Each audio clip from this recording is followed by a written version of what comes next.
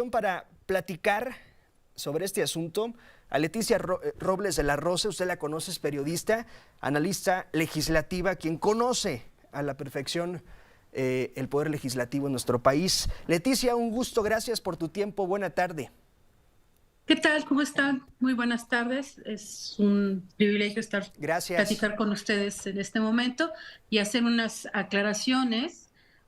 No, todavía Morena no tiene la mayoría calificada en el Senado de la República, le Sí, falta un voto.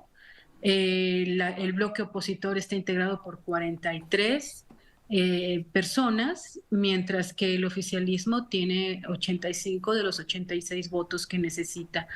Hasta el día de hoy, los 43 integrantes de la oposición, tanto los panistas como los priistas y como los emicistas, han dejado muy claro que ninguno de sus integrantes va sí. a darle el voto que le hace falta al bloque oficialista. Y tan es así que este fin de semana, Ignacio Mier, que en unas horas más ya se convierte de manera oficial en el vicecoordinador de la bancada de Morena en el Senado de la República, adelantó que están buscando unas interpretaciones en la historia para poder ajustar y dice que hay algunas interpretaciones que dicen que son 85 y no 86 la mayoría calificada, pero lo cierto es Sí. que la mayoría calificada en el Senado la determinan las estimaciones, el criterio de la Secretaría General de Servicios Parlamentarios, e históricamente han sido 86 Sí. desde que el Senado tiene 128 senadores. Entonces,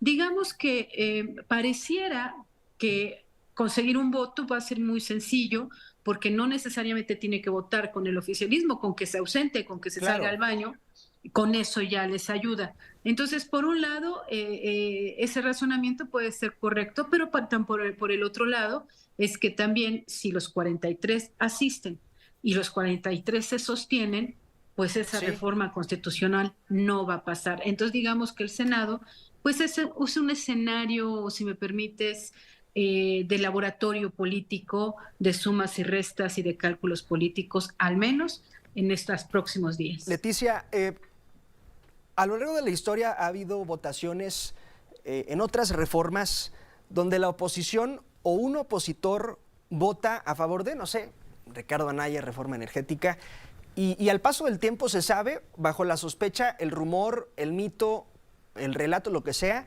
pues de que hubo ahí un acuerdo por debajo de la mesa, presión política, presión desde los organismos y las herramientas que usa el gobierno, no sé. Podría ser el caso, es decir, si les falta uno, Morena y aliados podrían hacer hasta lo imposible para cuando se someta a discusión la reforma en el Senado, pues que ese uno no esté o que sí esté y vote a favor. Es decir, hay muchas formas quizás. Sí, por supuesto. Digo, hay muchas historias y algunas de ellas comprobadas de la manera en que algunos opositores votan con el oficialismo en turno.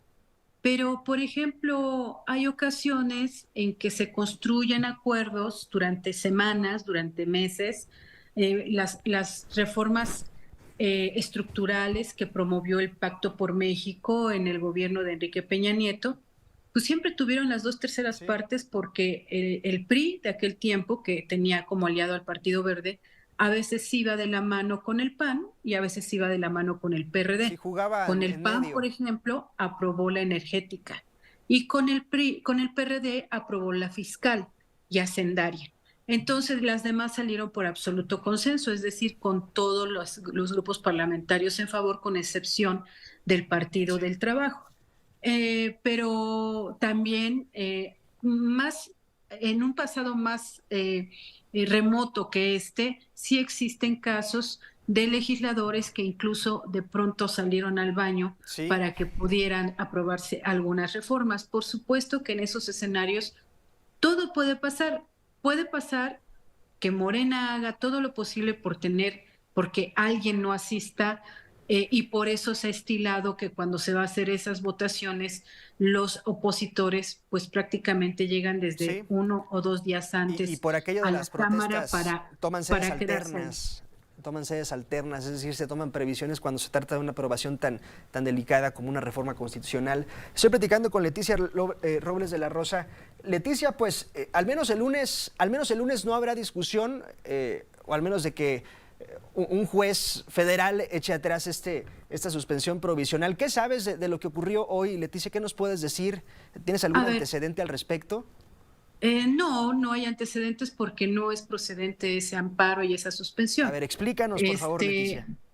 En la ley de amparo reglamentaria al artículo correspondiente de la Constitución establece muy claro que no hay amparos para acciones de un colectivo, de un colegiado que tiene que ver con el Congreso de la Unión. Entonces, no lo dice de manera expresa, pero sí te dice que no te puedes amparar ante cambios constitucionales. Entonces, están hablando de un proceso constitucional que no puede ser amparado. Y dos, recordarle a toda la audiencia que a partir del primer minuto de este domingo, 228 senadores y 500 diputados federales ya tienen inmunidad procesal, conocida popularmente como fuero. Y para que puedan ser acusados de desacato constitucional al no acatar, perdónenme el pleonasmo, una orden judicial, necesitarían pasar por un proceso de desafuero. Y ese proceso de desafuero requiere de la mayoría, en algunas fases mayoría absoluta y en otras fases mayoría calificada, que la domina Morena. Entonces, el escenario me parece absurdo. Mañana, por supuesto que le van a dar lo que en el Senado se llama primera lectura, en Cámara de Diputados se llama acto de publicidad al dictamen, y por supuesto que el lunes y el martes y el miércoles va a haber discusión de ese dictamen y va a haber aprobación de ese dictamen. Descartado este asunto, entonces, esta suspensión, podríamos interpretarlo, Leticia, no sé si me permites el término, un piquetazo a la costilla el presidente en su fin de semana de fiesta, es decir, para causar molestias, no va a avanzar, no sirve de nada y la jueza debe saberlo.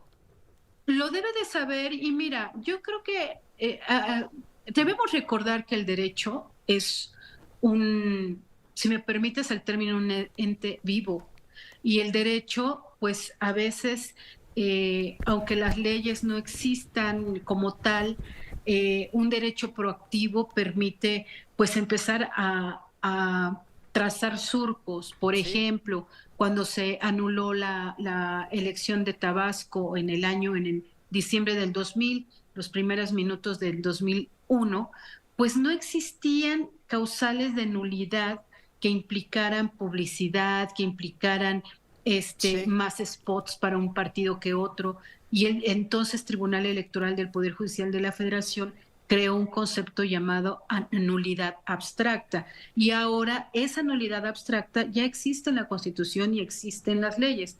En este caso en particular, a mí me parece que si yo sé eso, pues por supuesto que la juez sabe más que yo de eso. Pero quizás el intento de la juez es tratar de empezar a sembrar, pues, o a trazar este surco, este nuevo camino, ¿no? Desestabilización. Entonces, también pudiera ser. Un intento de defensa de lo que es su gremio. Leticia, muchas gracias por tu tiempo, un gusto. Leticia Robles de la Rosa. Gracias a ti, muy buenas tardes. La pausa es breve, no se vaya.